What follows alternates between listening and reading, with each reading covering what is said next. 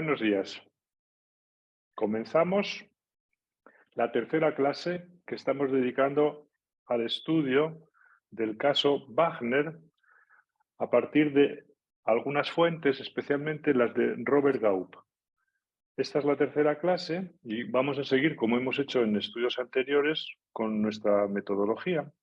Es decir, vamos a informarnos, estamos en ello, estamos informándonos sobre quién fue Ernst Wagner, qué vida llevó, qué le pasó, por qué enloqueció, cuál fue su locura, etcétera, etcétera.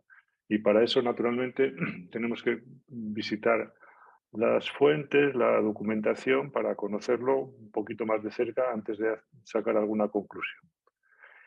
En clases anteriores habíamos hablado ya de él, y hoy vamos a poner el énfasis en el médico, en el psiquiatra que se ocupó de escribir el peritaje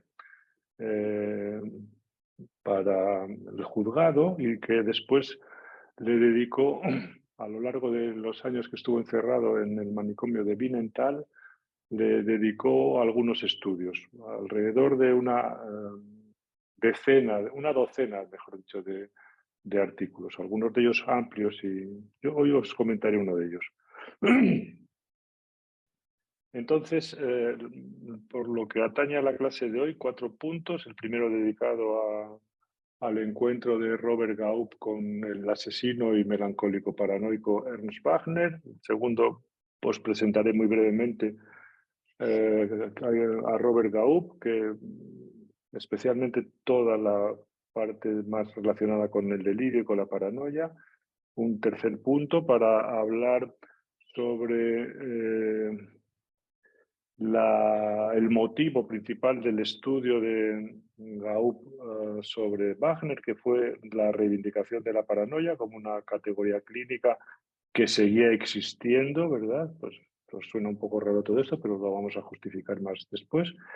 Y la cuarta parte, de la que se van a encargar dos de nuestros residentes externos, Juan y Lucía y Martina, que van a hablar de la cuestión de la paranoia para que sepáis a qué viene todo este jaleo del que estamos hablando, de por qué era tan importante en este momento o por qué creyó Robert Gaup escribir sobre la paranoia,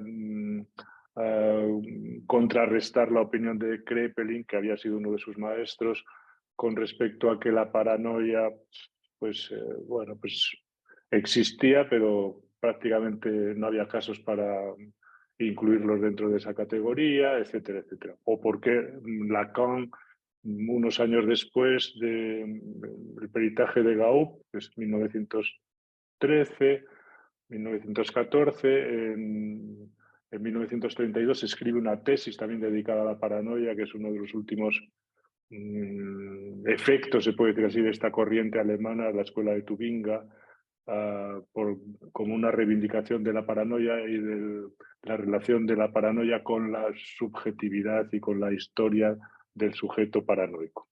Bueno, todo eso está bastante entramado, luego nos ocuparemos de ello. Hoy la primera cuestión que nos interesa, el primer punto, es el profesor Robert Gaup se encuentra con el maestro titular de escuela Ernst Wagner. Si recordáis, en las clases anteriores habíamos pintado un poquito algunos elementos de la persona, del sujeto Ernst Wagner, y el último día concluíamos la clase con la lectura de los hechos, de los crímenes y de los incendios que él causó en septiembre de 1913, de manera que nos hacemos ya una idea de él, de un melancólico, paranoico y criminal y pirómano, es decir, de alguien que lo mínimo que puede inspirar es un cierto miedo o un terror y que con el que hay que tener un cuidado especial. Bueno, vamos a ponernos un poquito en el pellejo, en la medida que podamos, de Gaup, que era un eminente profesor de la facultad de la escuela de Tubinga, un psiquiatra ya reconocido, aunque era joven en esa época, y que había destacado por algunos estudios ya sobre el delirio y sobre estaba, digamos, con toda esta cosa de la paranoia en la cabeza, aparte de otro tipo de estudios sobre la dipsomanía, la histeria, etcétera, etcétera. Entonces, nos ponemos un poquito en la situación. Wagner se presentó, fue llevado, mejor dicho, a Tubinga para ser examinado por un experto, Robert Gaup, y Robert Gaup dice en sus escritos que no sabía nada de él, salvo lo que decían los periódicos. Bueno, y él, digamos, como experto, estaba obligado, digamos, a entrevistar a Wagner y a escribir un informe amplio para que el tribunal tuviera el- la opinión y los fundamentos de esa opinión de un experto de cara a declararlo imputable o inimputable por los crímenes que había cometido y por los incendios.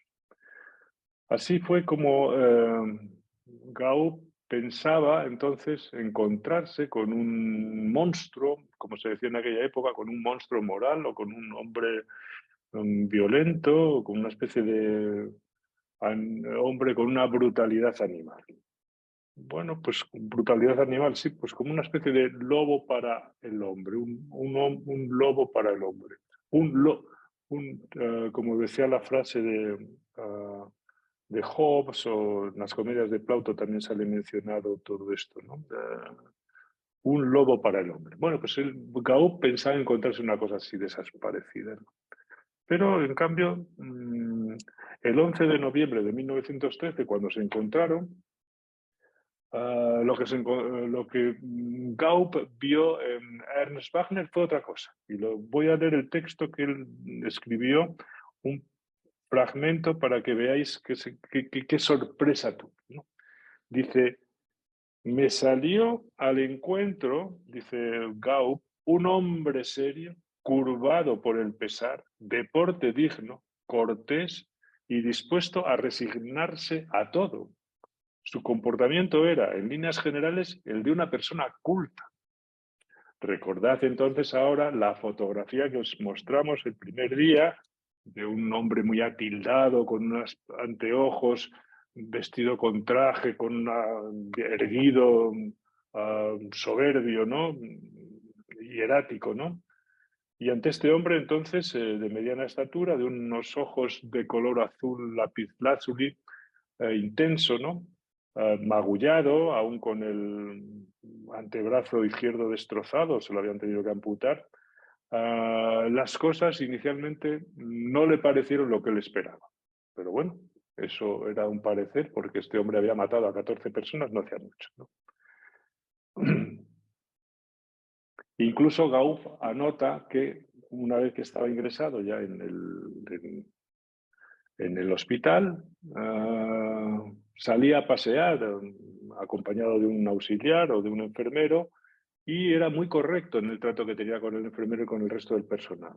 Incluso dice, acataba sin rechistar los reglamentos de la casa, nunca se quejó de que la comida fuera ni buena ni mala, ni nada de esto, y lo que no se le permitirá usar un tenedor ni un cuchillo. Dice también, con los médicos y los enfermeros se mostraba siempre educado y respetuoso. Su porte y su conducta dejaban traslucir su condición de hombre serio y cultivado. Bueno, un hombre que, digamos, en el hospital donde ingresó después a consecuencia del juicio y del dictamen del juez, ¿verdad?, de la sentencia, fue directamente trasladado de la prisión al manicomio, ¿no? Fijaros entonces que lo que vamos a estudiar hoy es no solo quién fue Robert Gaup, sino qué tipo de relación se estableció entre ambos. Nosotros entendemos que la transferencia, dicho grosso modo, nos da también pistas de cara al conocimiento de la subjetividad de alguien, ¿no?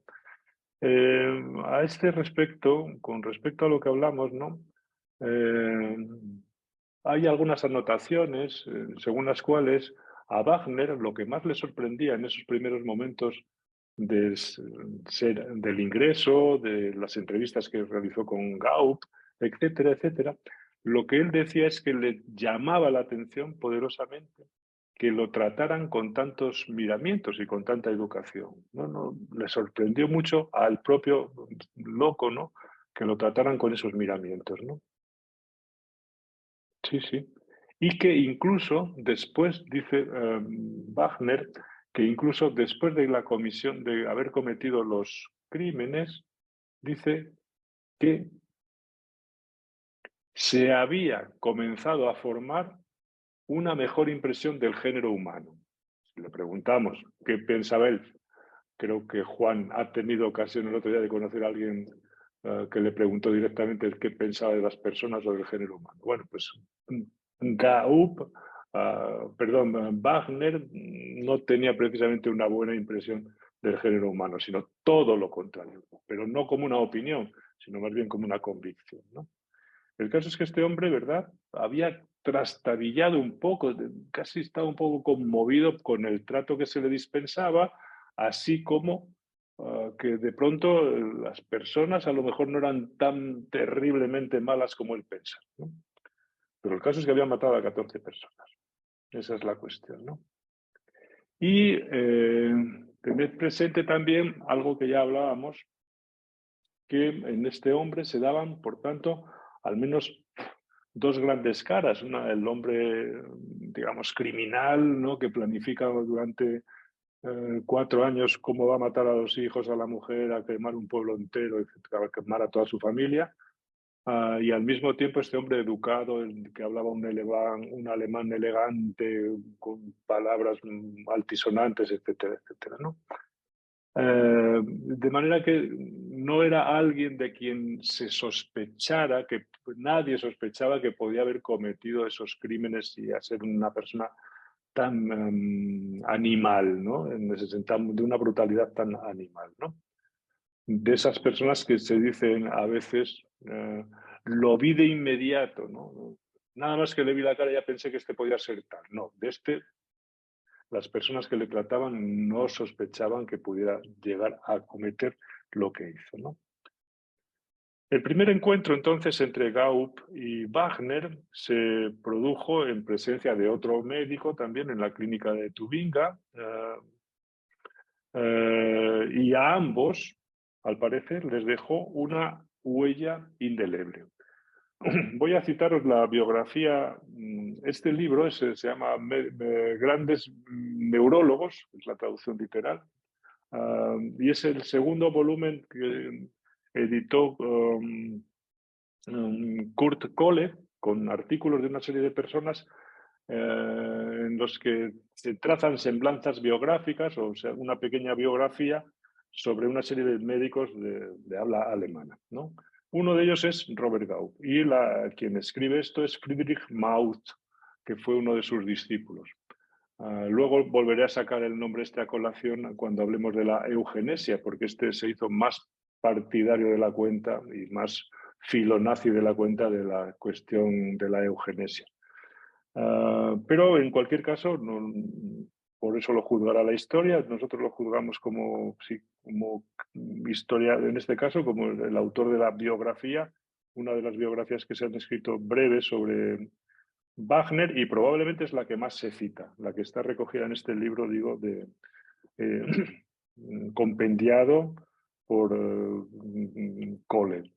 Dice lo siguiente, Maut, dice, para este joven profesor adjunto de Tubinga, se refiere a Gaup, para este joven profesor adjunto de Tubinga, quien siendo un joven residente de Breslau, luego os diré qué es esto de esta ciudad, con quien se formó allí, siendo un joven residente en Breslau, había indagado con diligencia acerca de las enfermedades mentales.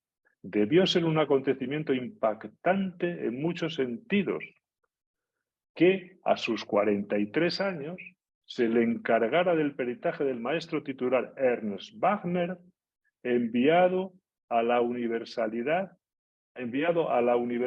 para su evaluación. Es decir, que Gaup tenía 43 años y debió ser un acontecimiento para él que se le llamara a peritar a este hombre que había aterrorizado a Alemania, ¿no? El encuentro para Gaup, el encuentro con el enfermo mental, con Wagner y asesino en serie Wagner, se convirtió durante 25 años en una fuente suprema de productividad. Bueno, es cierto. Probablemente la vida profesional de Gaup no hubiera sido nada o hubiera sido muy distinta y probablemente menos productiva e incluso creativa sin haberse encontrado con este criminal loco, ¿no? Muy bien. A partir de ahí se produjeron, una vez que lo ingresaron en el manicomio, pues, lo declararon inimputable por paranoico. Gaup continuó visitándolo en el hospital en ocasiones y sobre él fue escribiendo algunos artículos, ¿verdad? De manera que, aparte del historial, del trabajo sobre Nürnberg, que se ha publicado en español con el título del caso Wagner, escribió una serie de artículos de mucha importancia, algunos de los cuales iremos comentando a lo largo de estas clases, ¿no?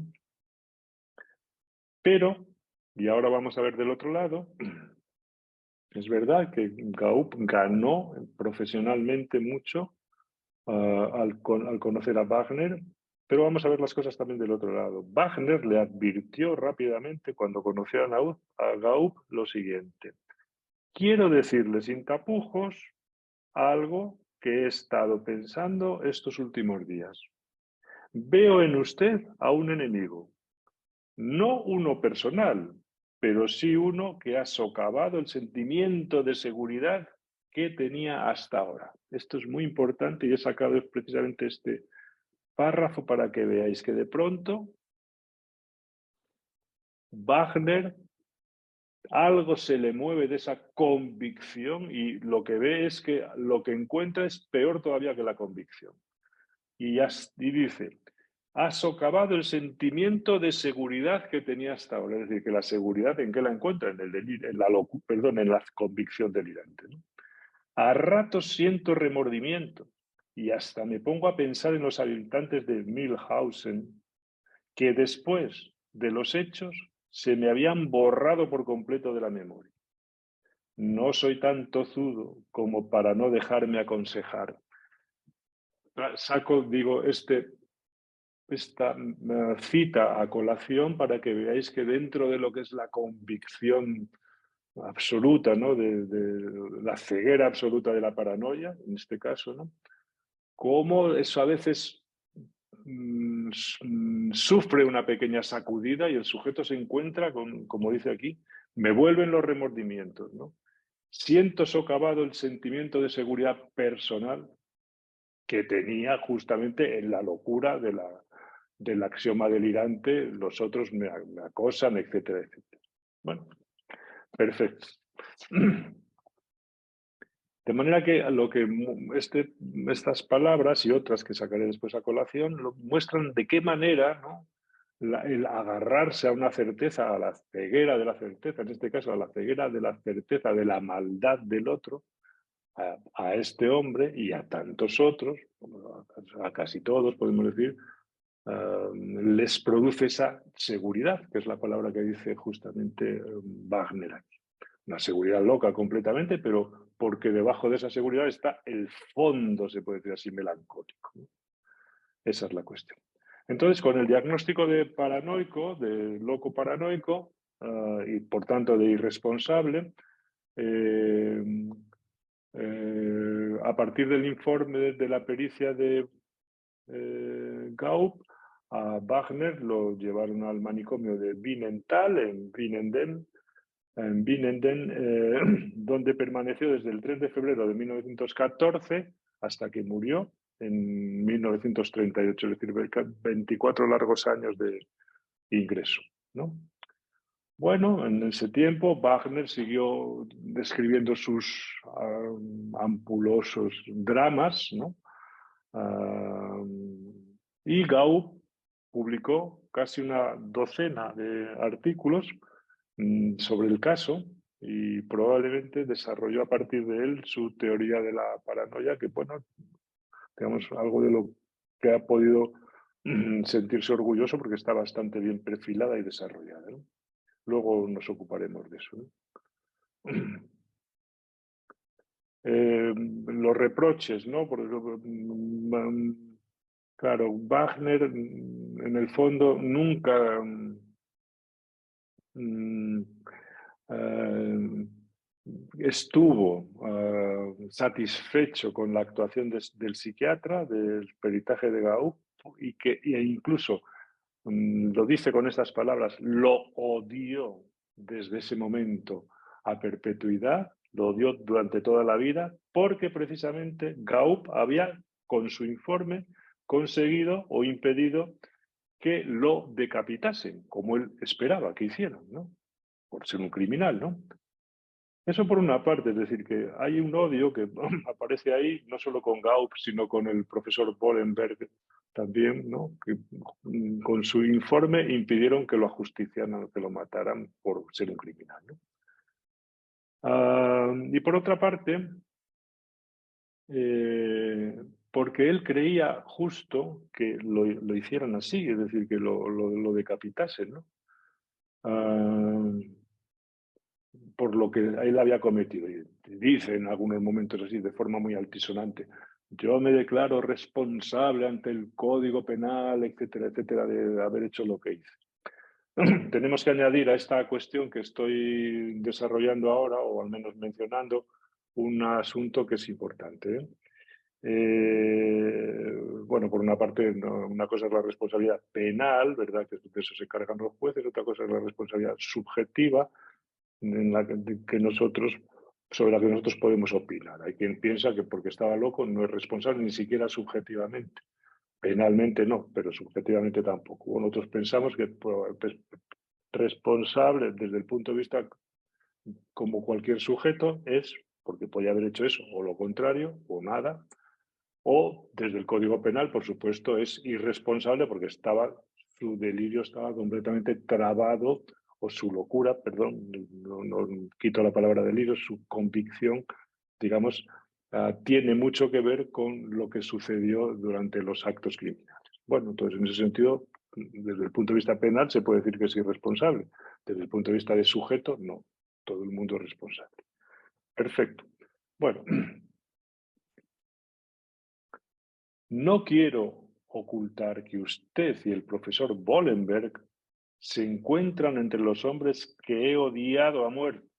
Les podía haber despedazado durante horas. Escribe en un momento, le dice en un momento determinado Wagner a Gaup.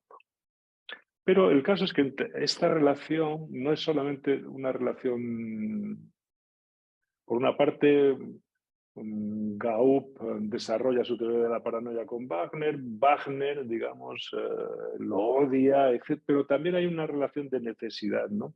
Y un cierto respeto mutuo, ¿no? En esta relación. De respeto, de necesidad y, por supuesto, esa especie de odio, ¿no? De fondo de Wagner hacia Gaup, no por una cosa personal, sino porque él es pero por el papel que le tocó desempeñar con él. Voy a leeros un pasaje. Bueno, hubo una serie de intercambios, ¿verdad? De flujo que pasa de Wagner a Gaup y de Gaup a Wagner. Es decir, que en esta relación no es una relación que va de la bondad del médico y vuelve, se puede decir, con la maldad del enfermo hacia el médico. No, no. Hay una relación donde hay un intercambio. ¿Dónde se puede ver esto? Esto lo apuntan algunos autores. Por ejemplo, Neutzner, en el estudio en algunos de sus estudios sobre Wagner ya lo señala sobre el Gaup, ¿no? Por ejemplo, fijaros, a ver, a través del conocimiento cuando Wagner conoce al psiquiatra Gaup, él tiene también un acercamiento o una reflexión más profunda sobre la cuestión de la locura. Y tiene verdaderamente un conocimiento importante de lo que es la cuestión de la locura y del delirio. De tal manera que escribe una obra que se llama que quiere decir delirio, y está dedicada al rey Luis II de Baviera, y es todo un perfecto desarrollo muy bien explicado de lo que es el delirio, de lo que fue el delirio de este rey alemán, ¿no? Es decir, que le permitió también a él pensar acerca de la locura. Por supuesto, él pensaba de la locura de los otros, porque si alguno no estaba loco era él mismo, pero él veía, analizaba muy bien lo que era la locura, el delirio, este tipo de cosas.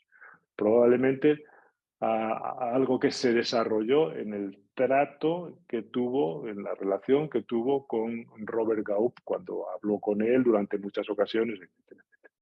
Y también del otro lado, ¿en qué pudo haber influido, digamos, Wagner a Gaup?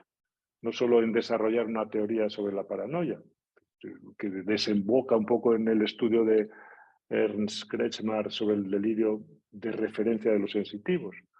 Pues ahí está el núcleo que después Kretschmar va a desarrollar después. Sino en otra cuestión muy importante.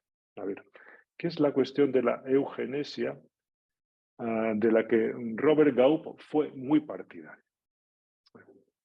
Esto tenemos que explicarlo con cierto detenimiento porque rápidamente uno se va a la eugenesia, al exterminio, y acabas haciendo de todo el mundo que pensaba en estas cosas un filonazi o un miembro del Partido Nacional Socialista. Bueno, en ese momento, estamos en 1913, 1900, de ahí en adelante, este tipo de cuestiones, ¿verdad?, tienen un contexto y hay que explicarlo bien para no sacar conclusiones demasiado precipitadas.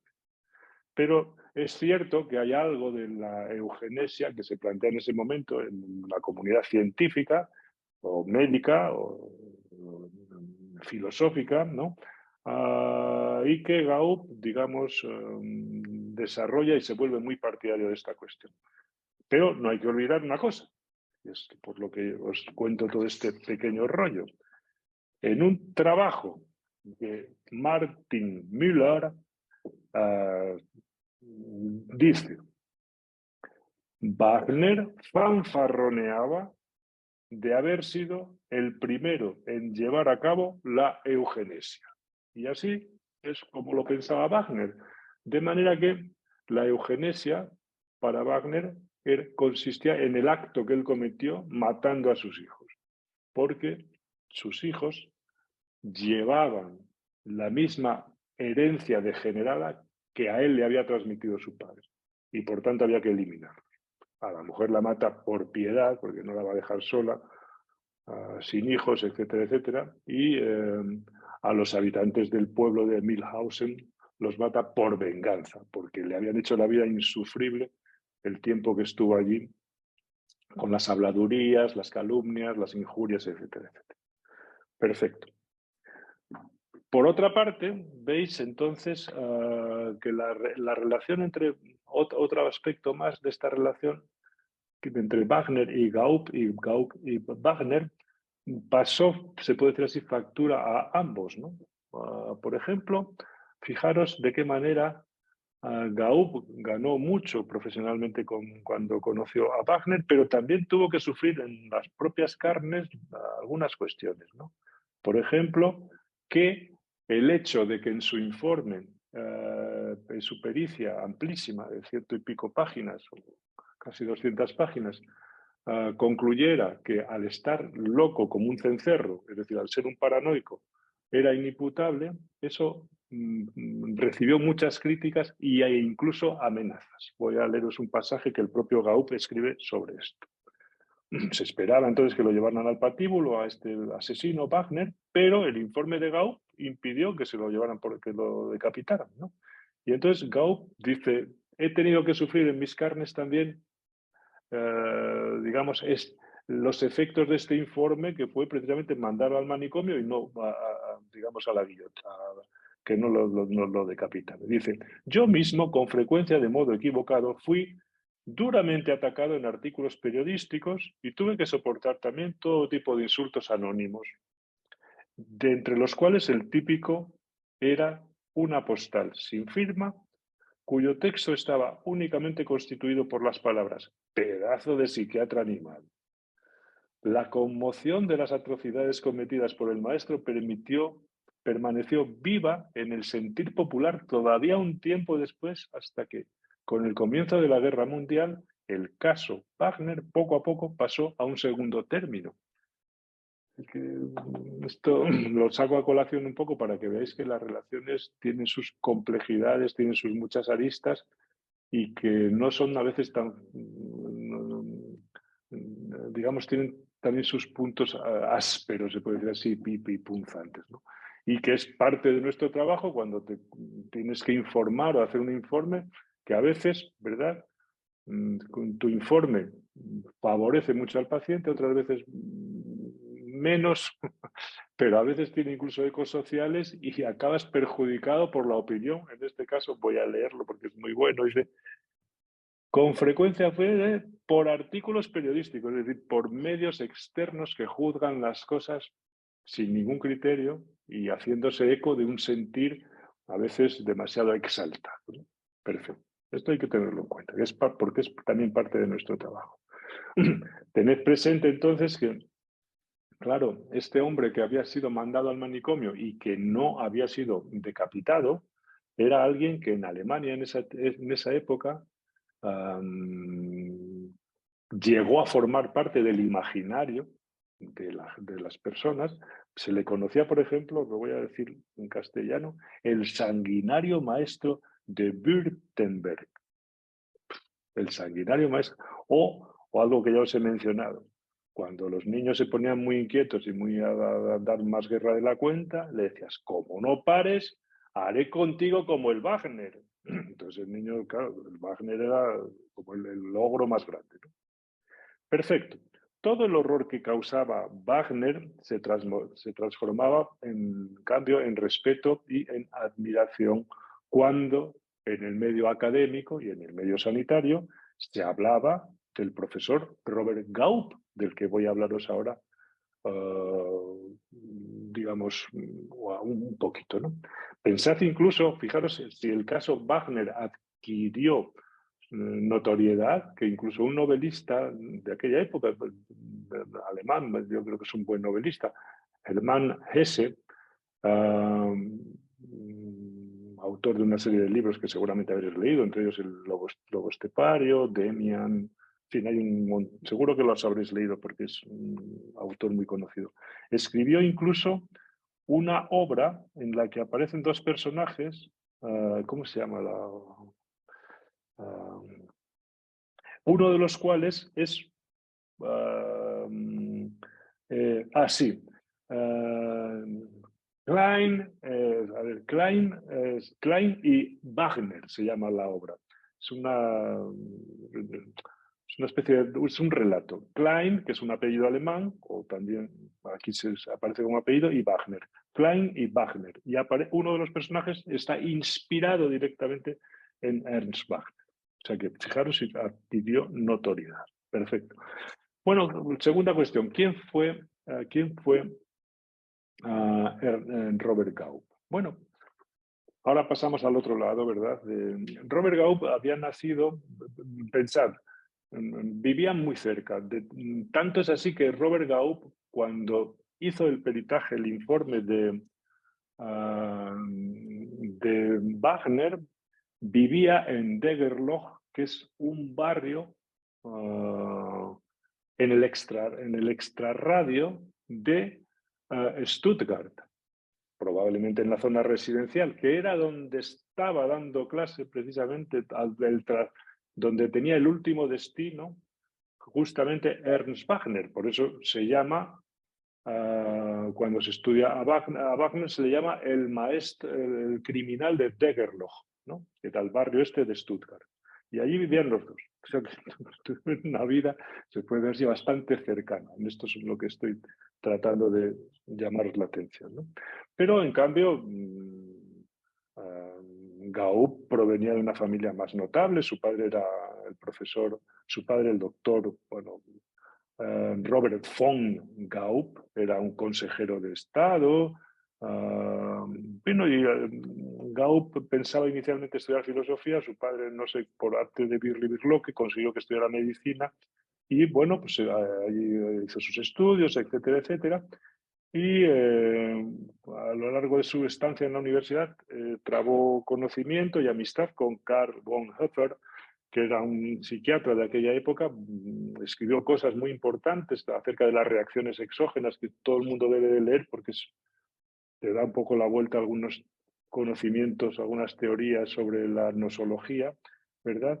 Y este hombre, pues, trabaron una buena amistad y Bonhoeffer le recomendó, ¿verdad?, que por qué no se hacía residente y se formaba como neurólogo en Breslau, que es una zona en aquel momento alemana, ¿verdad?, después polaca, pero un poco en la frontera, ¿no? Ah, y nada menos que en Breslau estaba el profesor, se puede decir así, muy célebre y con una obra detrás importante que era Wernicke. Bueno, y entonces Gaup dijo, bueno, pues me voy a meter en el mundo este de los médicos de nervios, de los neurólogos, y se fue a hacer la residencia con Wernicke, que ya tenía una fama como neurólogo importante. Perfecto. Entonces, allí estuvo formándose como en neurología, en lo que podría ser ahora un poco más desplazado a la neuropsiquiatría, y los primeros trabajos que él publicó, Gaup, ya llamaron la atención de Emil Kraepelin, que estaba por entonces en Heidelberg, y Kraepelin, que iba fichando talentos naturalmente, porque tenía bastante poder y tenía bastante poder, quiero decir, tenía bastantes influencias, estaba publicando periódicamente su libro de texto y era catedrático, entonces dijo, este tío me puede valer un poco para mis proyectos, y trató de traérselo, de convencerlo para que se fuera, digamos, a Heidelberg, al lado del río Neckar. Y bueno, ahí estuvo, consiguió convencerlo, se fue. Gaup se dedicó a un estudio sobre la dipsomanía, que era el proyecto para su agregación, ¿verdad? Y en 1903, como sabéis, Kraepelin se trasladó, ganó la cátedra en Múnich, que ya es una ciudad de las más importantes de Alemania, y se llevó con él a todo el equipo.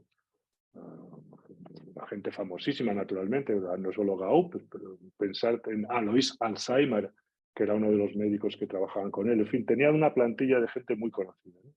Y allí se fue, y Gaup en este caso se fue como médico jefe. Por tanto, se dice a menudo que Gaup tuvo dos maestros, Wernicke y después Gaup. Probablemente Wernicke y después Kraepelin, ¿no? Sí, pero con Kraepelin aprendió se alejó un poco del punto de vista únicamente neurológico y vio un punto de vista más integral, etcétera, etcétera. Pero Gaup tenía su propio punto de vista, ¿no? Reconoció siempre a Kraepelin como el no va más de la psiquiatría clínica mundial, ¿no? Dice, con la doctrina de Kraepelin, la psiquiatría alemana llegó a su punto culminante. Pero que esto lo podría decir todo el mundo, ¿no? Bueno, ¿qué sucedió después? Gaup separó su vida profesional de la de Kraepelin porque en el fondo él lo que quería era llegar a ser el sucesor de Kraepelin cuando éste se jubilara, claro. Pero por alguna cosa que no he acabado de pillarle bien el tranquillo, o no está muy claro en las fuentes que he leído, la plaza la ganó, el sustituto de Kraepelin fue Oswald Bunke. Oswald Bunke, que probablemente provenía de Leipzig, porque sí creo que él había sido sustituto de Paul Flechsig en Leipzig. Es decir, iban haciendo carrera profesional y Bunke fue el sustituto de Kraepelin, y Gaup entonces decidió, no ganó, digamos, la cátedra, él decidió volver a Tubinga. Y allí formó una pequeña escuela que se conoce así, ni mucho menos tiene ni un porcentaje mínimo de la importancia mundial que tuvo Kraepelin, pero consiguió formar su pequeña escuela, entre las cuales hay algunos alumnos muy destacados. La escuela de Tubinga. Kretschmar, por ejemplo, Reis, Brodmann, Stork y Kurt Schneider, que también, es decir, alguien muy influido también en sus puntos de vista, no directamente, pero sí coge algo de este punto de vista de Gaup y mucho más de Kraepelin, por supuesto, o de Jaspers. En fin. Y ahí desarrolló ya en Tubinga sus estudios de psiquiatría infantil, sobre el suicidio, sobre la histeria, que tiene una opinión que no vale, no me gusta nada, sobre la neurosis traumática, en este sentido es más cercana a lo que cualquier clínico más nuestro puede pensar. Trató de fomentar también el diálogo con los pacientes psicóticos y destacó sobre todo por los estudios del delirio y la paranoia. Bueno, perfecto. La escuela de Tubinga, solamente voy a deciros una cosa, lo veremos más despacio en los próximos días. Hay algo que estaba ya en el origen un poco del pensamiento de Gaup, que hace más cercana la cordura a la locura, como si hubiera una especie de perspectiva más continuista, ¿no? Eso no lo desarrolla del todo Gaup, pero Kretschmer sí. Y precisamente por qué se da este punto de vista contrario totalmente al punto de vista de Kraepelin, al de los tipos clínicos, las estructuras, las enfermedades o como cada uno lo llama, ¿no? Es decir, al punto de vista más discontinuo. Pues porque Gaup piensa, de acuerdo con una cierta tradición de algunos autores, muy pocos, pero algunos, alemanes, que hay un fondo, se puede decir así, de carácter o de temperamento, ¿no? Y claro, si tú piensas que hay un carácter que digamos, la introducción del factor carácter en el estudio de la psicopatología ya te permite pensar que a lo mejor si el carácter se va desarrollando de manera acrecentándose hasta ciertos extremos, se pasa del carácter a la enfermedad, sin transiciones, ¿no? O que, como decía Kretschmer, por ejemplo, la esquizofrenia no es nada más que la expansión, se puede decir así, de unos rasgos del carácter de lo esquizoide, etcétera, etcétera, etcétera. La ciclotimia no es nada más, o la maníaco-depresiva, no es nada más que el factor carácter permite pensar esta continuidad. Ya lo veremos más despacio. Sucede lo mismo en Francia, ¿eh? En Francia hay algunos autores a los que Lacan, digamos, critica mucho en la tesis, en cambio recoge muchas ideas de Gaup y de Kretschmer. A Gaup no lo leyó, lo cita aunque no lo leyó, pero sí cogió las ideas principales de la escuela de Tubinga a través del libro de Kretschmer sobre los delirios de referencia, ¿no? Y es muy crítico, fijaros, y esta idea que os acabo de transmitir está muy bien desarrollada en la tesis de Lacan en cuanto a que hay algunos autores, Genil Perrin, Montassut, que escribieron libros sobre la constitución paranoica y lo que plantean es que el carácter, pongamos por caso, uno de los rasgos siempre asociados a la paranoia, la suspicacia, por ejemplo. Uno puede ser suspicaz, ¿verdad? Y dice, joder, aquí hay dos colas para para ponerme en una cola y entrar más rápido a pasar el pase en el avión, ¿no? Lo que sea. Un tío suspicaz rápidamente lee con más facilidad, digamos, en qué cola atina más rápido para colarse, ¿no? Porque ya piensa que el otro es un cabrón y entonces rápidamente desde esa lectura le da ciertas facilidades para dar por el mundo. Bueno, sí, perfecto. La suspicacia, pensar mal, todo este tipo de cosas. El bonachón se la meten doblada por todos los lados. Perfecto. Pero si esa suspicacia se acrecienta, hay un momento en que se convierte ya en una autorreferencia, ¿verdad? Acusatoria, ¿no? Y, por tanto, de la suspicacia se puede pasar a un delirio, se puede decir así, de persecución. En el fondo, una persona muy suspicaz es alguien que piensa mal del otro. Y un delirante de persecución está convencido de que el otro es un cabrón y le está fastidiando. ¿De acuerdo? Entonces, pensar en este tipo de términos de constitución, carácter o incluso temperamento permite que haya esta continuidad de la que Kretschmer hablaba y lo dice en el libro sobre la constitución y carácter, me parece que sea el tocho ese gordo, dice, entre lo sano y lo enfermo no hay nada más que una línea de continuidad. Punto. No se puede decir de una manera más clara, ¿no? Perfecto. Bueno, una cosa más sobre que no quiero pasar por alto antes de entrar a hacer otros comentarios y dar la palabra a los residentes, ¿no? Se ha dicho en más de una ocasión, y se puede leer así, que a Gaup digamos, se le asimiló más de la cuenta probablemente o se agrandaron más de la cuenta sus simpatías con el nacionalsocialismo, que estaba en emergencia. Wagner fue el primer nacionalsocialista de esa zona de Alemania, estaba orgullosísimo de ser así, ¿no? Es algo que estaba en emergencia. ¿Por qué se dice esto? Pues porque Wagner, en un momento determinado, estaba persuadido de que la esterilización de algunos enfermos mentales, y débiles sobre todo, débiles mentales, era necesaria. Y esto coincidía con algunos principios muy radicales del nacionalsocialismo, ¿no? De manera que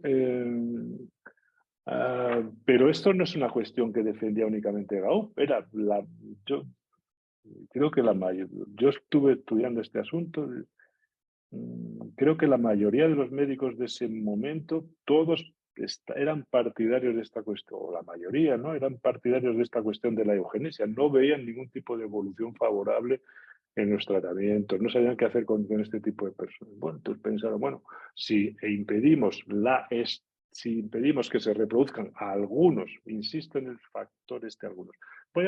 Como a mí me llamó mucho la atención todo esto a medida que fui conociendo a Gaup, etcétera, etcétera, estuve leyendo una tesis doctoral de Claudia Leinz que se llama Robert Eugen Gaup, Leben, Vida y Obra. Bueno, y en esta tesis dice lo siguiente. Voy a leeros un párrafo, así me ahorro la explicación. Robert Gaup no era nacionalsocialista ni antisemita. Señalan con énfasis Claudia Leinz y Klaus Förster, dos de los autores que más lo han estudiado. Aquí está un artículo que escribieron juntos, el punto de vista actual sobre Robert Gaup y la tesis doctoral de esta señora Claudia Leinz. Y durante los años 20 y 30, a través de la influencia del darwinismo social y de la teoría de la degeneración, se discutió acaloradamente acerca de la cuestión de la eugenesia. Estos debates servirían de preparación, es verdad, para la elaboración de la ley de esterilización de 1933, aunque hoy en día nos echemos las manos a la cabeza con estas cosas, la mayoría de los médicos de aquel entonces compartían estas causas, no solo en Alemania. Para no opinar, como a veces se hace con cierta ligereza, ¿no? Hay que buscar un poco en el contexto, informarse con cierta, no sé, ver las fuentes y ver si uno anda bien atinado con lo que dice. En principio, hasta donde yo he podido informarme es un poco así, ¿no? Perfecto. Pero todo esto, ¿verdad? Fijaros, los ecos populares de estas cosas siguen persistiendo y la vida final de los últimos años de la vida de Gaup siempre estuvieron con este tipo de polémicas.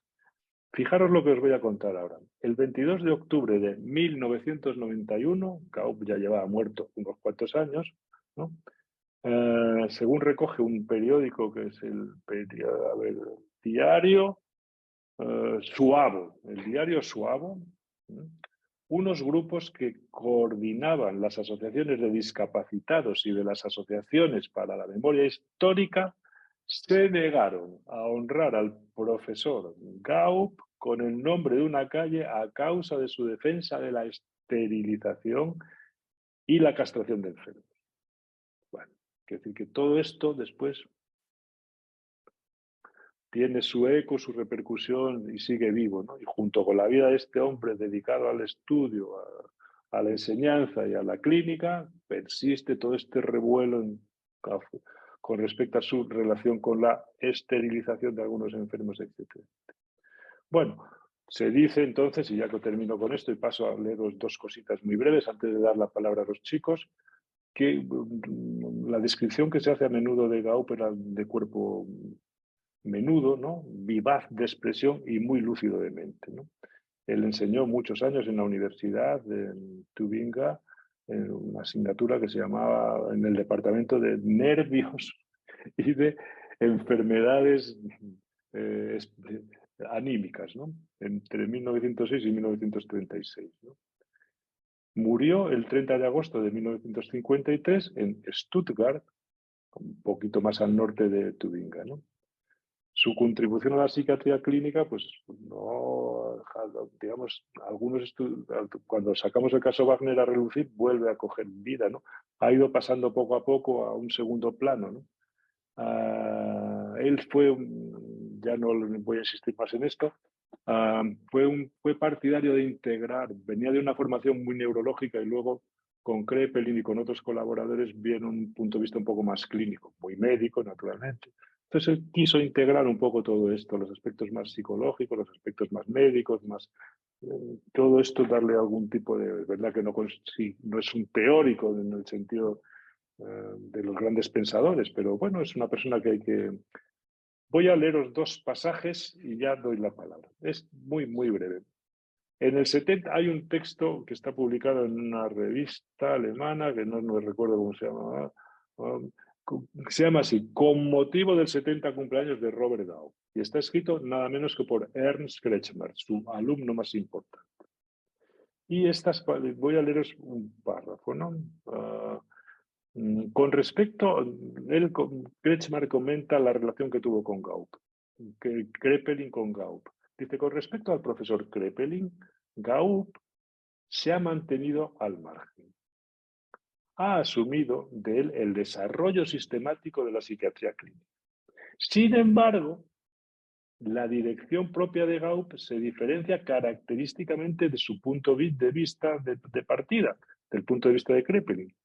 Se esfuerza más allá de la descripción y clasificación externas, que es lo que hacía Kraepelin, describir y clasificar, por el perfeccionamiento de la investigación psicopatológica, por la comprensión y la empatía de las raíces, de las formas y las perturbaciones psicopatológicas. Bueno, este es el punto de vista que Ernst Kretschmer tiene de su inspirador, Robert Gaup, y que lo diferencian en este sentido de Kraepelin. No se trata solamente de clasificar atendiendo a la expresión, a lo superficial, sino de ir un poquito más a las raíces internas, ¿no? Y ahora voy a leeros algunos pasajes de un texto de Gaup publicado en 1942, publicado en la revista, una de las revistas más prestigiosas alemanas de esa época, que es la revista de Neurología y Psiquiatría. Perfecto. Bueno. Este texto surge porque en un momento determinado Gaup había muerto ya Wagner, por supuesto, unos años antes, pero le solicitan opinión también sobre otro maestro de escuela que se había llevado por delante, que había asesinado a una chica joven, ¿no? Entonces, él lo estudia, lo desarrolla en este artículo que se llama sobre la enseñanza de la paranoia, sobre la enseñanza de la paranoia. Y entonces hace una especie de comparación entre Wagner y este otro hombre que era de Renania y que él estudia con cierto detenimiento. Voy a leeros un par de pasajes que me dan pie para dar la palabra a los residentes que van a hablar de la paranoia.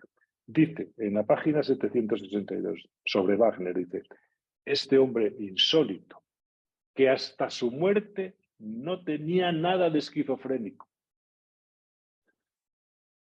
Esto lo menciono para que tengáis presente hasta qué punto Wagner le sirvió a Gaup para demostrar que la paranoia existía, porque continuamente lo está repitiendo.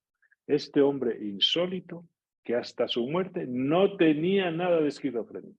¿Por qué dice esto? Pues porque todos los desarrollos de la psiquiatría, de la psicopatología, iban en la misma dirección. La paranoia es una parte de la esquizofrenia. Y él sigue R que R con que la paranoia es un tipo clínico distinto, ¿no? Perfecto. Más adelante, con respecto también a la paranoia, dice, voy a leeros unos pasajes. La clasificación de Wagner como esquizofrénico siempre me ha parecido inaceptable. En mi opinión, Wagner no tenía nada que ver con los procesos delirantes de la esquizofrenia y considero bastante inútil una sistemática clínica que aúne en un solo concepto de enfermedad. Fijaros que cómo le mete una buena reprimenda a Kraepelin. Considero bastante inútil una sistemática clínica que aúne en un solo concepto de enfermedad al joven y estúpido hebefrénico, al loco parafrénico con sus delirios enmarañados sin afecto, o al catatónico periódico con su potencial de excitación psicomotriz, y a un paranoico como a Wagner. ¿Cómo se pueden meter a todos estos en el mismo saco, no? No se trata del grado o de la velocidad del proceso de deterioro progresivo, sino de las diferencias fundamentales cuyo desconocimiento puede destruir o devaluar el sistema psiquiátrico, ¿no? Décadas de grave enfermedad mental no habían destruido en absoluto la personalidad de Wagner, no habían aplanado su afecto, no habían disminuido su actividad mental a pesar del aislamiento permanente en la reclusión de un manicomio rural,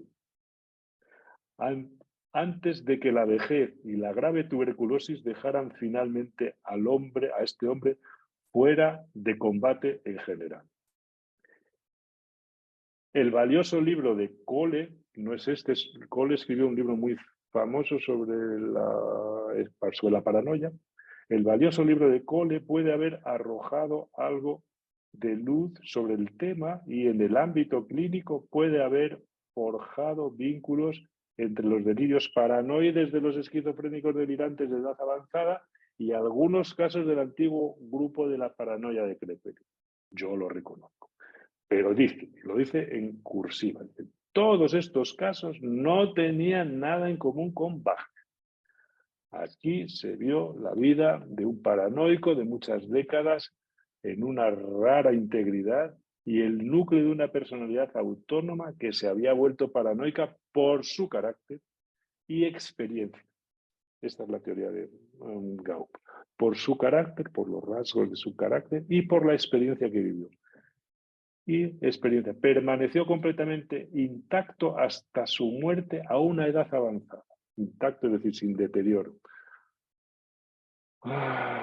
Bueno, entonces luego sigue una comparación que voy a ahorraros entre Bernard Hager, que es el maestro este que mató a la niña, etcétera, etcétera. Bueno, y el texto, voy al último párrafo antes de dar la palabra a Juana, a Lucía y a Martín. El texto termina, es un texto muy largo, por cierto, este artículo sobre la enseñanza de la paranoia. Y es una llamada, y esto me gusta mucho este enfoque, que es una llamada a la investigación en psicopatología. Dice así, más importante que todos los intentos conceptuales de clasificar y categorizar, más importante que eso es la comprensión y el esclarecimiento más completos de los hechos en cuestión. Hasta aquí, completamente de acuerdo. Una psiquiatría que desconfía de cualquier análisis psicológico de la psicosis, ciertamente no sin buenas razones, que únicamente de lo somático, que hace de lo somático únicamente todo el progreso científico o que basa de lo somático todo el conocimiento científico, evitará quizás muchos peligros de la psicologización injustificada,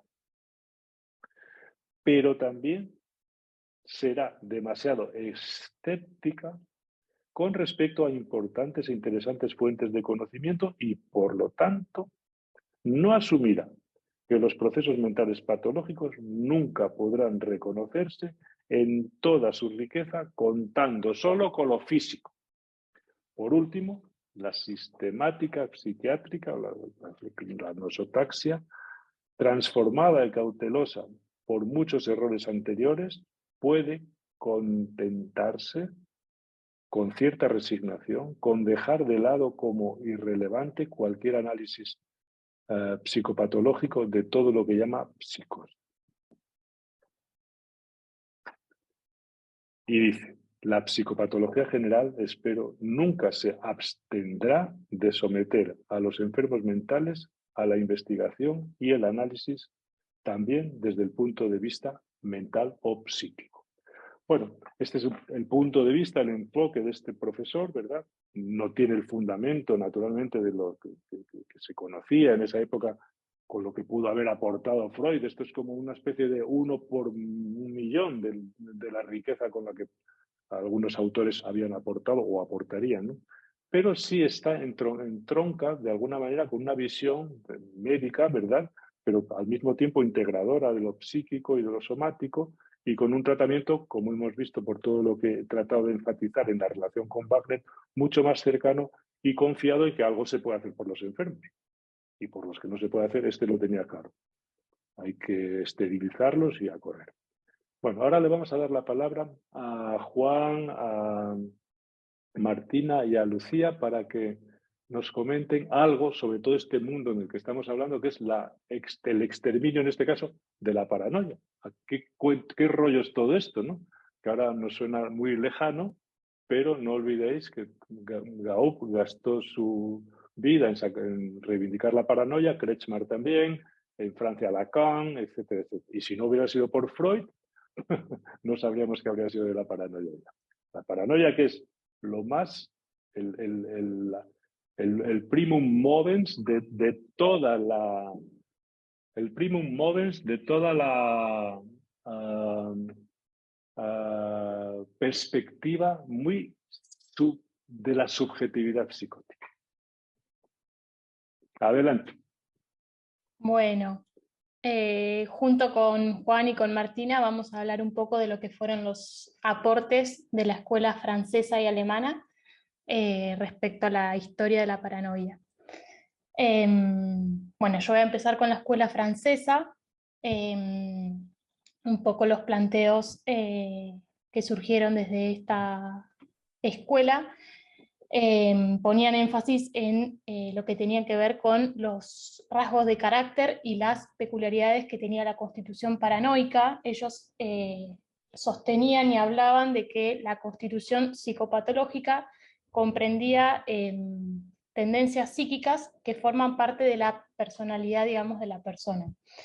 Y que estas tendencias psíquicas en una personalidad anormal constituyen lo que sería la parte morbosa, que va a variar de acuerdo, digamos, al grado y al número de tendencias y constituciones que haya en juego, ya sea una constitución más esquizoide, ciclotímica, hiperemotiva, mitomaníaca o paranoica.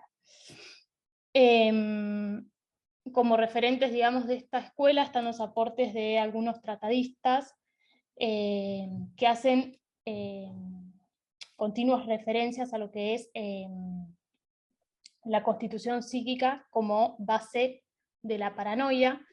Es así como, bueno, va a hablar de lo que es el delirio primitivo, plantea que, bueno, el delirio paranoico tiene su origen en lo que es el carácter individual de la personalidad.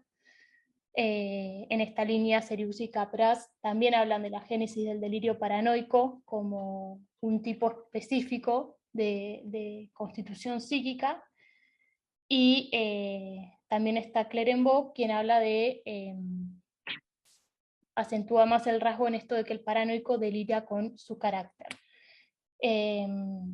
Bueno, un poco siguiendo la línea de estos tratadistas y lo que planteaba, lo que se seguía desde la escuela francesa, respecto a la etiología de esta enfermedad, ellos tendían a pensar que, a sostener que la génesis, digamos, en esta teoría de las constituciones, sostenían que había una génesis hereditaria de las enfermedades. Para ellos había una relación en lo que es la constitución patológica, la predisposición y las causas hereditarias. Entonces, para ellos, cuando se transmite una enfermedad mental, la constitución psíquica de la persona es defectuosa desde un inicio, digamos, que el germen ya está desde antes de que se desarrolle. Y es así como George Genil Perrin, va a plantear que las tendencias paranoicas son un complejo que va a mezclar componentes de orgullo, desconfianza, falsedad en el juicio e inadaptabilidad. Y que en los delirios de interpretación, digamos en las paranoias, lo que se ve es que estos rasgos se observan de manera exagerada. Entonces, un poco para cerrar el planteo de lo que sostenía la escuela francesa, lo que ellos sostienen es que la paranoia no surge de manera brusca, digamos, o a partir de una crisis o una situación vital que lo desencadena, sino que enfocada en esta visión más constitucionalista, lo que plantean es que la paranoia clínica va a ser el resultado de la acentuación gradual de estos rasgos de carácter que planteaba anteriormente. Quienes empiezan a introducir esto de que haya, poner más énfasis en lo que son los factores reactivos y las situaciones vitales que pueden llevar a la aparición de alteraciones, es la escuela alemana,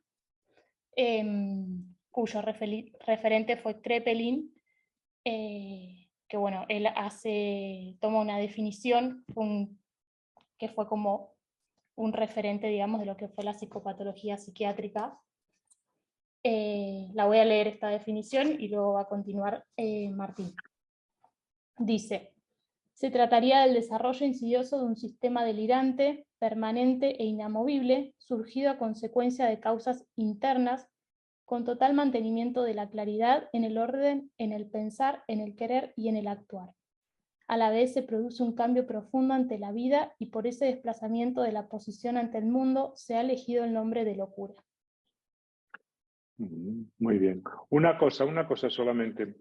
Tienes que presentarte, decir, soy tal, del hospital tal, para que os conozca todo el mundo. Y otra cosa más, las fuentes. Siempre que habléis tenéis que decir de dónde habéis sacado la información que decís. ¿Sabes? Eso es una costumbre que hay que tener en cuenta como investigadores, ¿no? Esto lo saqué de aquí eso siempre hay que decirlo, ¿sabes? Primero presentaros y después el asunto de la bibliografía o de lo que sea. Bien. Bueno, mi nombre es Lucía, soy residente del Hospital Pena de Bahía Blanca y estoy rotando ahora actualmente bueno, con José María y Enrique Ortega, acá en Valladolid.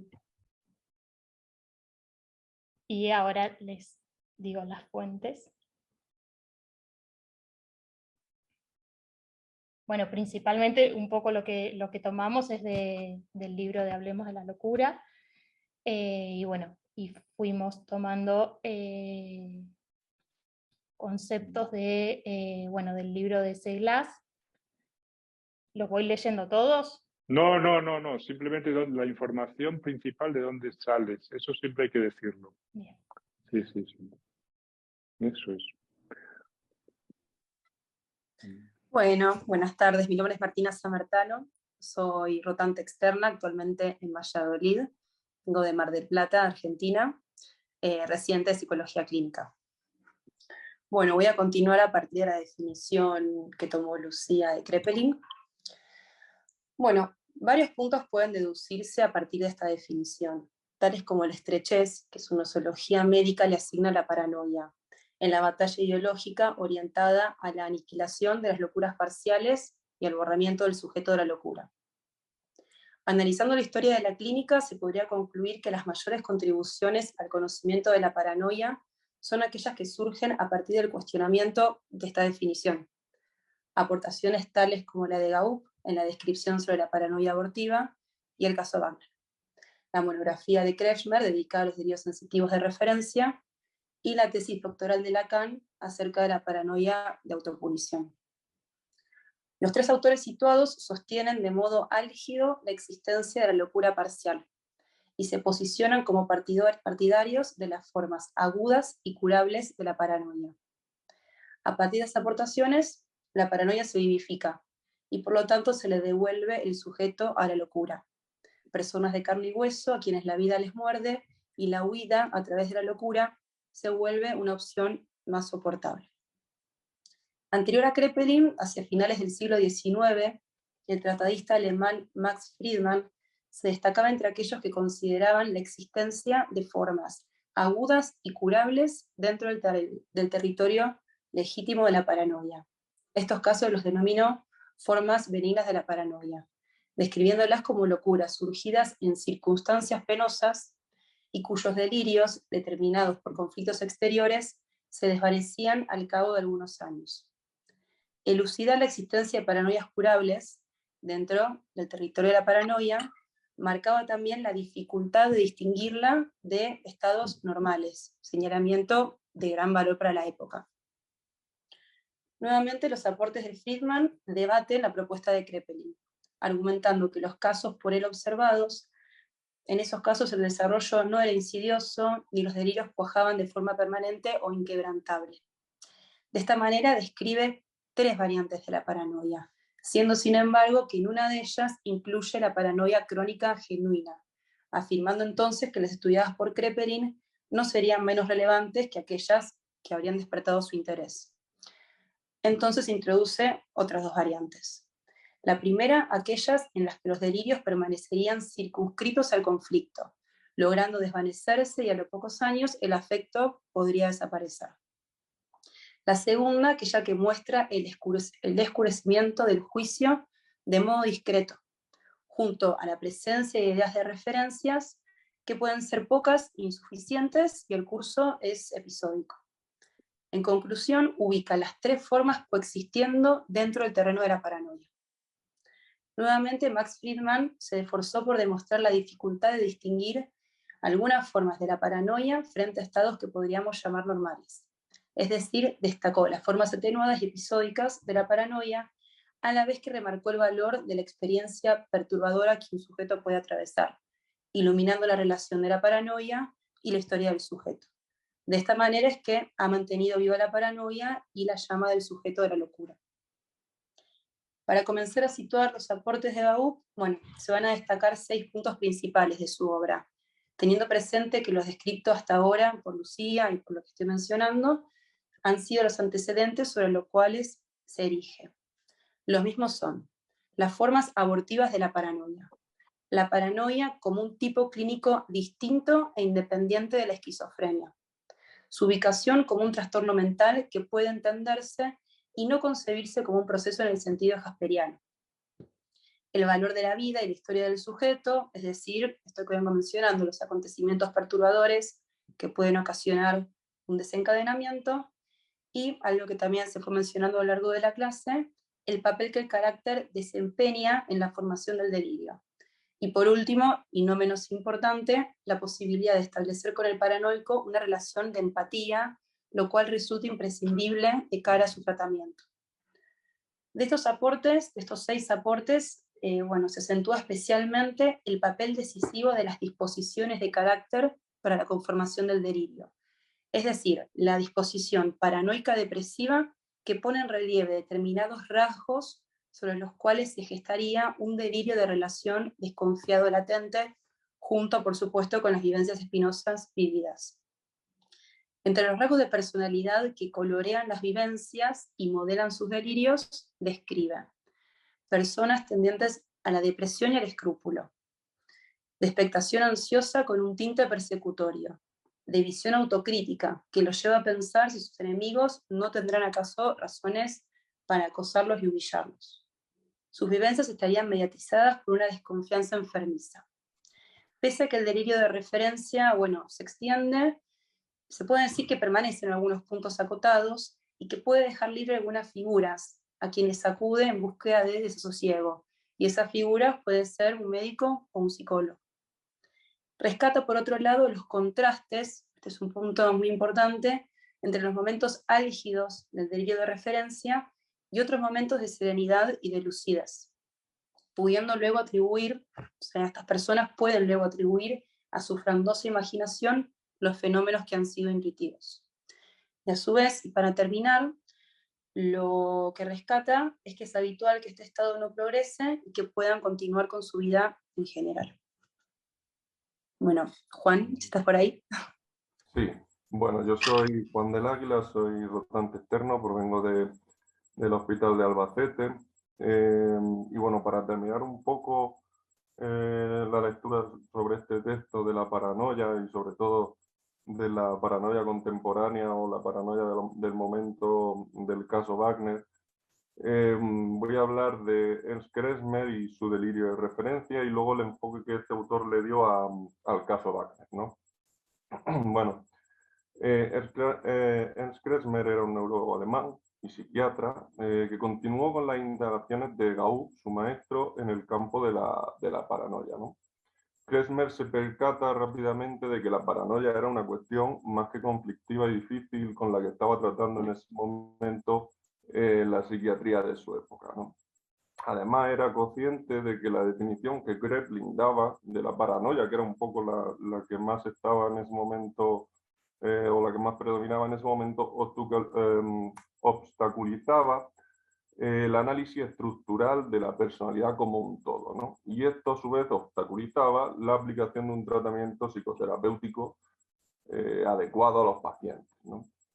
Entonces, Kressmer amplió las descripciones de Gauss y con esto dio forma, digamos, al delirio sensitivo de referencia, ¿no? A su famoso delirio sensitivo de referencia. Este delirio surge como una defensa a conflictos internos que se desencadenan en relación con el medio social. Estos pacientes se sienten en el centro de referencias que le humillan y les menosprecian. Les abruman las ideas de perjuicio y culpa, y sintiéndose continuamente observados por otros. En cuanto a su carácter, eran pacientes tímidos, raros, inteligentes, de fina y profunda sensibilidad y con tendencia a la autocrítica y al autorreproche. Estos rasgos, no obstante, no eran rasgos congénitos que tuvieran los pacientes, sino que eran rasgos que iban adquiriendo a lo largo de los años y las experiencias, ¿no? Pero sobre todo por traumas afectivos. Kressmer da importancia especial al continuo sentimiento de inferioridad, ¿no? Y hablan sobre un paciente suyo, Adolf Krum, en este respecto, que dice: siempre he sido moralmente inferior, no lo puedo soportar, ¿no? Este delirio, por tanto, es un síntoma suficientemente comprensible de acuerdo a lo previamente descrito, esto es, medio social, más el carácter que el paciente va desarrollando, las vivencias particulares, sobre todo, ¿no? Los traumas afectivos, y todo esto, por supuesto, con su teoría de la constitución, en este caso asténica. Por lo tanto, sitúa un poco el origen en esos factores psicológicos reactivos. Dice Kressmer que este delirio surge de un fundamento afectivo gradual entre la vergonzosa inseguridad y la desesperada autoacusación. Para el caso Wagner, para Kressmer, ¿no? Con el que tuvo ocasión de tratar en 1920, donde anota lo siguiente, principalmente dos cuestiones. Primero, las continuas alusiones de Wagner a animales, sobre todo al cerdo y a la vaca, ¿no? Y además apunta de forma textual que Wagner era altamente egocéntrico, y más adelante dice, Wagner dice, pero no soy un pichafloja, ¿no? Bueno, en la opinión de Kressmer, este caso fue un caso típico de delirio de referencia, pero solo hasta que cometió los crímenes. Y dice Kressmer: no es la acción propia de un sensitivo, sino el final expansivo brutal del delirio de referencia. Kressmer captó los contrastes en este caso, ¿no? En el caso Wagner, y a lo que él escribe, ¿no? Y con esto cierro: si alguna vez ha coexistido dos almas en un mismo pecho, ha sido en Wagner. Y ya. José María. Gracias, Juan. Muy bien. Bueno, muy bien, muy bien. Yo, aprovechando que estáis ahí, Lucía, Martina y Juan, sí me gustaría preguntaros, o sea, habéis explicado tratar de situar el problema de la paranoia, la cuestión de la paranoia, como se decía, hay muchos artículos de esa que se llaman así, la cuestión de la paranoia, porque claro, era algo que ha descuadrado mucho el punto de vista de las enfermedades mentales, en tanto se supone que si es una enfermedad, la definición que da Kraepelin desde la edición, me parece, quinta o sexta, creo, hasta la octava, que es la que he leído Lucía, claro, más que una definición de una enfermedad, es una definición de la salud. Entonces, ¿cómo metes en el saco de la enfermedad algo que no tiene los rasgos que hay que esperar de una enfermedad, como son el deterioro, la torpeza intelectual, el aplanamiento afectivo? ¿Dónde metes eso, no? Entonces, la política que se hizo con eso fue de dos tipos. Una es pasar toda la paranoia al campo de la esquizofrenia y todo arreglado, ¿verdad? Y ahí es donde surge toda la teoría de Gaup, Friedman, Max Friedman, Gaup, Kretschmer, Lacan, una serie de autores que reivindican. El que más, por supuesto, fue Freud, porque Freud siempre estuvo empeñado en decir que Schreber, contra viento y marea, era un paranoico. Bueno, fue paranoico un tiempo, pero fue de todo en otros tiempos, ¿no? Pero toda la reivindicación de la paranoia es muy freudiana, ¿no? Porque Freud siempre dice, y ahora lo entenderéis bien, dice, a mí me interesa, dice, la parte paranoica de la esquizofrenia, dice, porque es la parte en la que el sujeto puede hacer algo por sí mismo, ¿no? No lo dice con estas palabras, lo podemos decir así. Es la parte donde él puede trabajar y hacer algo para reequilibrarse. Fijaros la idea que tiene Freud, ¿no? Entonces, hay toda esa tendencia a trasladar el campo de la locura al campo de la paranoia, al campo de la esquizofrenia, todo arreglado, o bien la que hace Clerambault, que es partir la paranoia en tantos trocitos que la pulveriza y ya al final dice, no hay paranoia, cada paranoico es distinto. Claro, pues entonces, es otra manera, se puede decir así, de deshacerse de la paranoia. Perfecto. Bueno, muy bien. Entonces, quería preguntaros un poquito cuál es tú como residente de psiquiatría y de psicología clínica, ¿cuál es vuestro punto de vista? ¿Qué reflexión os ocasiona a vosotros toda esta cuestión que culmina con el delirio de referencia o de relación? Beziehungsfang quiere decir de referencia o de relación o de referencia de los sensitivos, ¿no? Puedes traducirlo como queráis, ¿no? Porque al fin y al cabo la referencia y la relación es lo mismo, es decir, todos se refieren a mí o todos es en referencia a mí. Eso es lo que quiere decir Kretschmer con esa palabra, ¿no? Entonces, ¿qué reflexión os merece a vosotros toda esta cuestión de la paranoia? Que ahora nos queda un poco lejos, pero seguimos en lo mismo. Bueno, ¿hablo yo primero, por ejemplo? Sí, sí, sí. A ver, yo, claro, hay una cosa, lo que dice Clerambault al final parece bastante lógico, ¿no? La paranoia no existe, hay múltiples paranoias. Pues claro, hay múltiples personas, ¿no? Cada persona va un poco, cuando sale de esa forma al final, cada persona tiene sus características, sus peculiaridades y a cada uno, ¿no? Pues le funciona una cosa luego, tanto para estabilizarse como para desestabilizarse.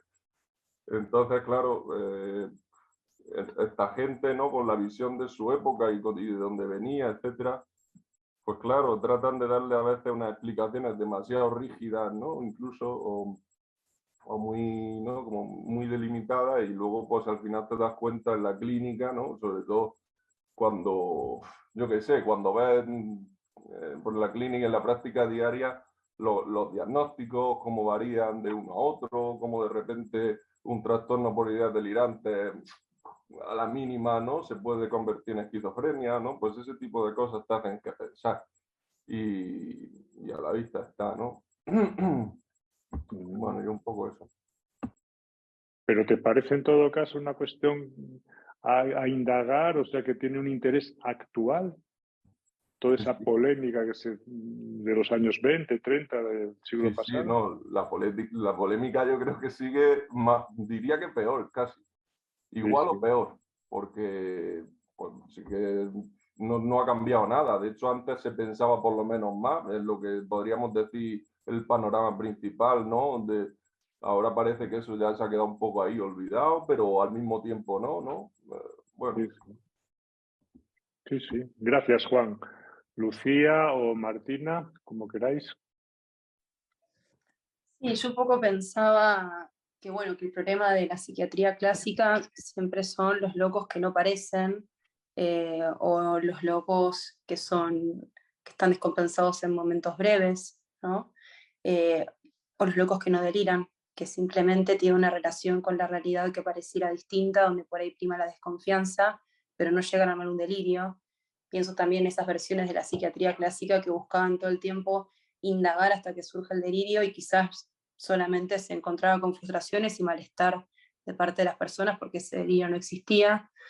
Y no sé, esto que preguntabas de lo de la bolsa, bueno, no sé, por ahí, si la bolsa es como una red que tiene muchos agujeros y uno puede entrar a la bolsa para después escaparse por esos agujeros como si fuera una red, bueno, creo que esas bolsas son las únicas que podrían llegar a servir. Leyendo el texto, bueno, todas las aportaciones que vienen a demostrar que los compartimentos tan estancos, tan cerrados, donde solamente pasa una cosa y eso es anormal, bueno, hoy en día no. Los que les puedo traer es que por lo menos en el hospital donde trabajo y un poco lo que se escucha en Argentina es cierta permeabilidad de esas formas de locura que son distintas a las que por ahí la psiquiatría ha necesitado como para armar definiciones. Hoy en día creo que sí hay un avance en ese sentido, y en consulta tenemos personas que llamamos desconfiados, y no por eso ingresan dentro del saco de la esquizofrenia o eternamente bajo el diagnóstico de paranoia. Vengo un poquito más optimista en ese punto de vista, y creo que esos sacos que son redes donde uno puede escabullirse y entrar a otro y viceversa, bueno, lo estoy viendo por lo menos en el ámbito de la salud pública en Argentina.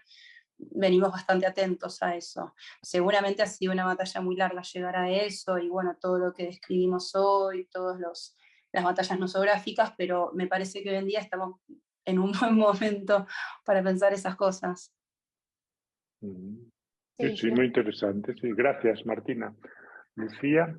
Sí, yo un poco siguiendo un poco esta línea que planteaba Martina, creo que es muy interesante esto, haber podido leer y meternos un poco más en lo que fue la parte de la psiquiatría más clásica, pero creo que hoy en día el desafío que tenemos todos, ¿no? Es poder desentendernos un poco de esto de lo que son las categorías, si bien uno las tiene, obviamente, en la clínica las tiene que saber, pero bueno, poder encontrarnos con la persona, con su sufrimiento, y bueno, es un poco también lo que fuimos viendo en la rotación, ¿no? ¿Qué le está pasando, qué le sirve, qué no? Y bueno, deshacernos un poco de esas cuestiones más cerradas. Sí, sí, perfecto. Concluimos un poco entonces hasta el próximo día, que seguiremos con el caso Wagner, que es verdad que los tipos clínicos son necesarios para pensar la clínica, para ordenar un poco nuestra caos mental, ¿verdad? Pero los tipos clínicos no son nada más que modelos y como tales tenemos que tomarlo. El que cree que los tipos clínicos son una realidad clínica ya empieza, digamos, por un camino muy pedregoso, ¿no? Y el que no cree que no hace falta ni tipos clínicos ni nada, pues bueno, va también por un camino pedregoso. Yo creo que la virtud está en tener una información importante de lo que puede provenir de la clínica clásica, de la psicopatología, etcétera, etcétera, y que con eso, digamos, lo usemos, pero a condición de no ser más papistas que el Papa, es decir, de creer que esto nos ayuda, pero que la realidad clínica es bastante más compleja. Esa es la cuestión. Bueno, pues lo podemos dejar hasta el próximo miércoles, ¿vale? Gracias por Juan, Martina, gracias Lucía por vuestra participación, y el miércoles continuamos. Abrazos. Gracias. Gracias. Chao, chao. Adiós. Chao, chao. Chao, chao.